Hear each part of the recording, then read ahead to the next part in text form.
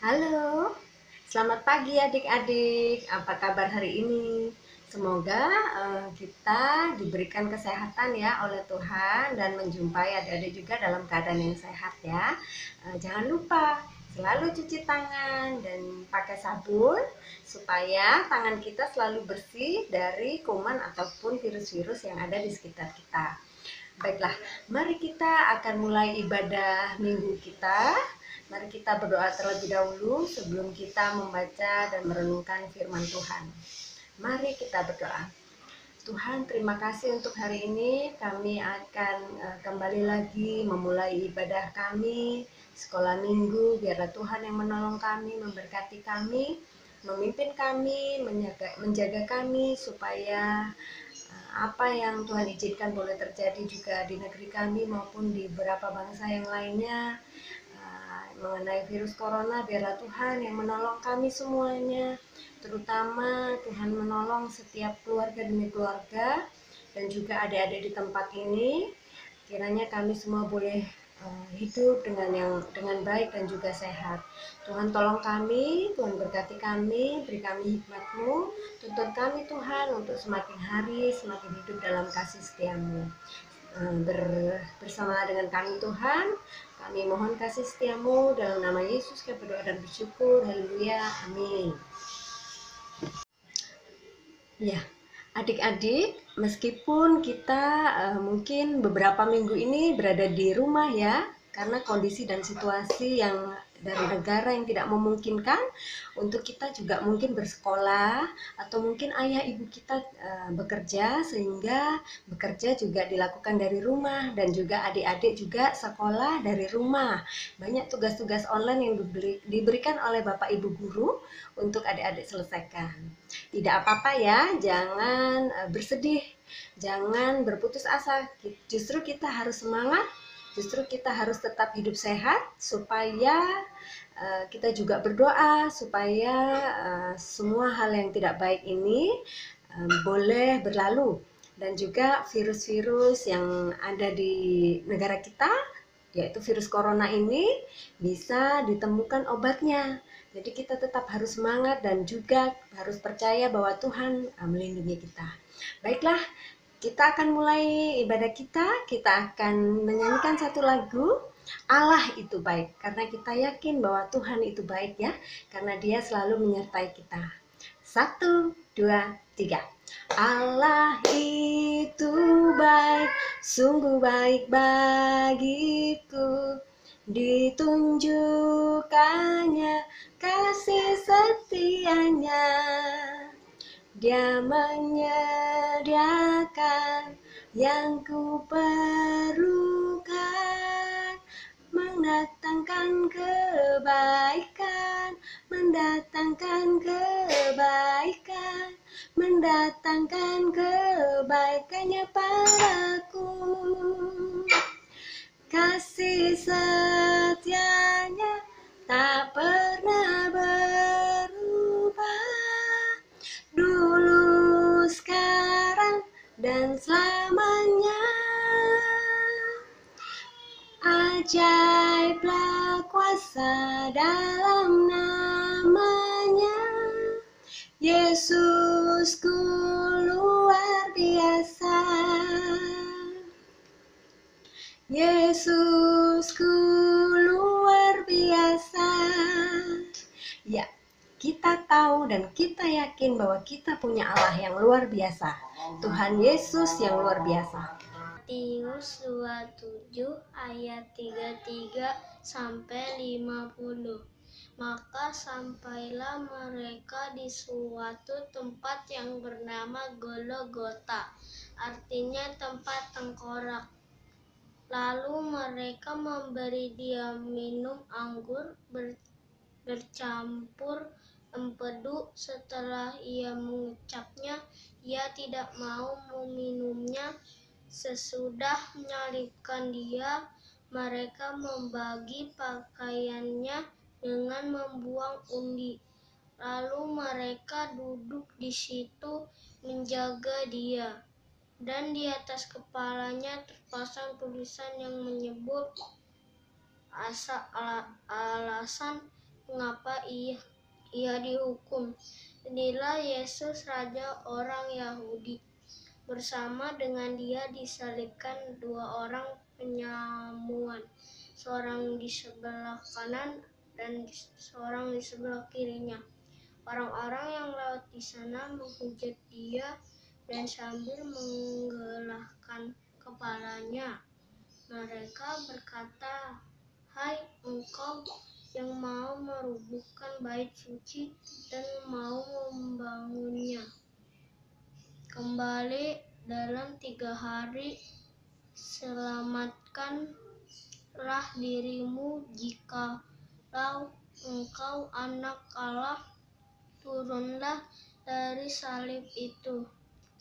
Demikian juga imam-imam kepala bersama-sama ahli Taurat dan tua-tua mengolok-olokkan dia dan mereka berkata, "Orang lain ia selamatkan, tetapi dirinya sendiri tidak dapat ia selamatkan. Ia Raja Israel.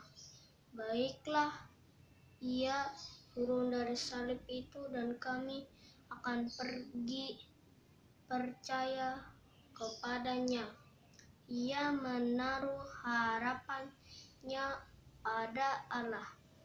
Baiklah, Allah menyelamatkan dia jika kau Allah berkenan kepadanya. Karena ia telah berkata, "Aku adalah anak Allah."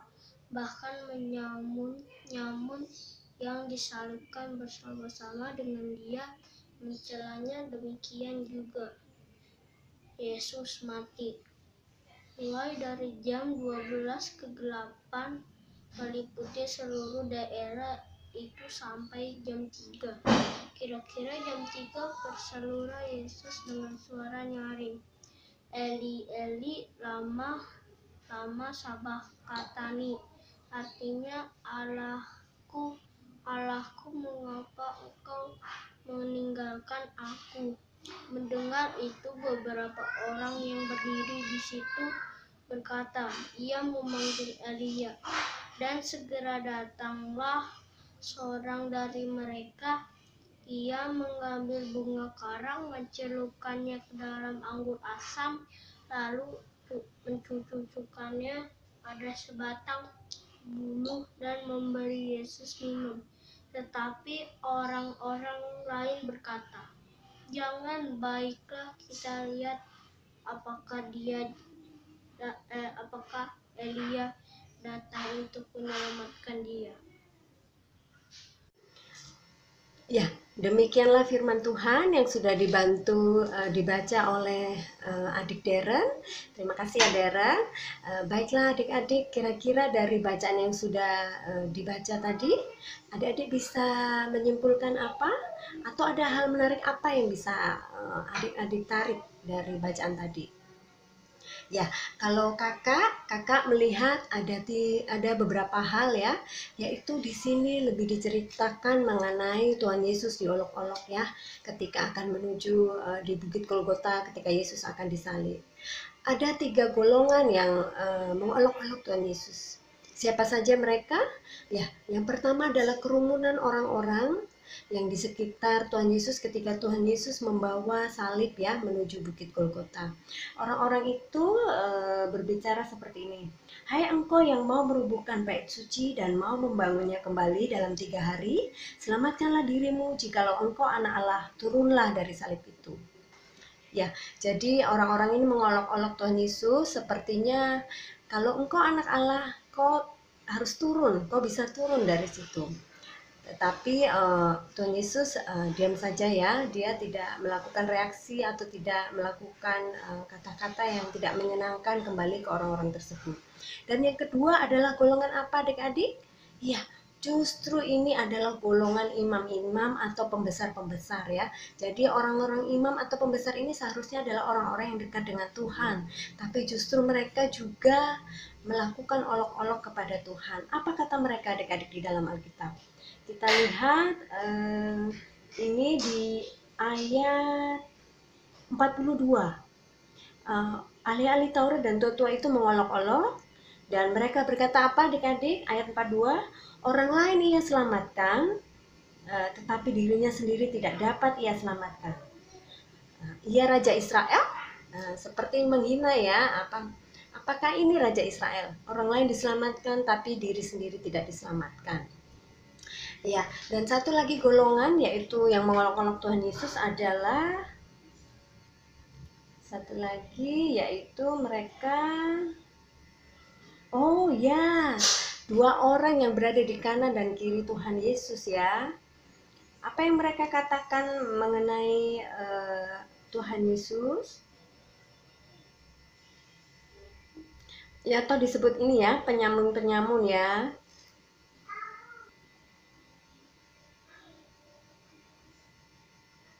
Ya, di ayat ke-43 ya. Ia menaruh harapannya pada Allah. Baiklah Allah menyelamatkan dia, jikalau Allah berkenan kepadanya, karena ia telah berkata, aku adalah anak Allah. Jadi bahkan penyamun-penyamun di sebelahnya Tuhan Yesus kanan kiri juga mencelanya seperti itu ya. Bahkan seperti yang dilakukan oleh kerumunan orang-orang dan juga para ahli Taurat dan orang tua. Ya, adik-adik, banyak di antara kita mungkin di sekolah ya, mungkin di sekolah atau mungkin di lingkungan kita bermain, kita sering juga diolok-olok oleh teman kita. Kira-kira di sini ada nggak yang melakukan sebaliknya, justru yang mengolok-olok? Ayo, ya sebaiknya jangan ya, janganlah, maksudnya tidak boleh dilakukan karena hal itu adalah hal yang tidak baik. Demikian juga dengan yang dilakukan orang-orang ini. Tapi Tuhan Yesus justru melakukan hal yang sebaliknya. Tuhan Yesus tidak berolok-olok balik kepada orang-orang itu. Tuhan Yesus juga tidak menunjukkan kebencian kepada orang-orang itu. Justru Tuhan menaruh kasih, menaruh belas kasihan. Karena Tuhan tahu ada tujuan yang lebih besar daripada mendengar olok-olok orang-orang ini. Ada satu keselamatan yang harus dikerjakan oleh Tuhan Yesus untuk menolong seluruh umat manusia. Demikianlah kenapa Tuhan tidak mengolok-olok balik atau tidak bereaksi negatif kembali kepada orang-orang di sekitarnya dan juga kepada ahli Taurat, bahkan penyamun yang di sebelah kanan dan kirinya ya.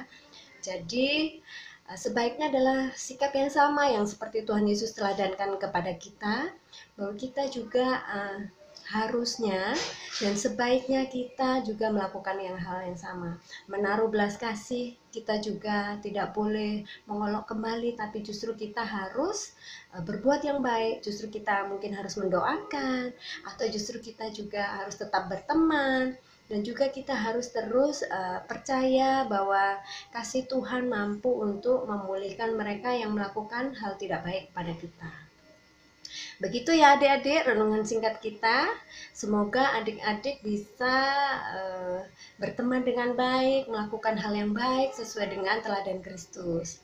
Mari kita saling mendukung di dalam doa, saling melakukan hal yang baik, kita berteman, kita berkata-kata yang baik, berkata-kata yang enak didengar, berkata-kata yang indah saja. Jadi bukan kata-kata kotor, bukan kata-kata mengolok-olok. Ya, selamat hari Minggu, selamat berkumpul bersama keluarga. Tuhan memberkati. Mari kita berdoa. Tuhan, terima kasih untuk firman-Mu hari ini. Kami belajar banyak mengenai firman-Mu Tuhan, bagaimana kami harus hidup lebih baik, di mana kami tidak boleh membalas kejahatan dengan kejahatan. Tapi melalui teladan firman-Mu Tuhan, teladan-Mu Bapa, bahwa kami harus melakukan yang baik, di mana ketika orang-orang mengolok kami, justru kami menaruh belas kasih kepada mereka. Justru kami harus mendoakan mereka, justru kami harus percaya bahwa Tuhan juga mengasihi mereka dan kami tidak perlu untuk membalas kejahatan mereka. Bantulah kami Tuhan, sertailah kami, mampukan kami dalam hidup kami sehari-hari untuk kami bisa melakukan hal yang baik seturut firman-Mu. Terima kasih Tuhan, dalam nama Yesus kami berdoa dan kami mengucap syukur. Sertai kami senantiasa, dalam nama Yesus kami berdoa dan bersyukur. Haleluya, amin. Sampai jumpa adik-adik di edisi berikutnya. Tetap percaya dan yakin bahwa Tuhan menolong kita semua. Jangan lupa cuci tangan. Tuhan memberkati. Sampai jumpa.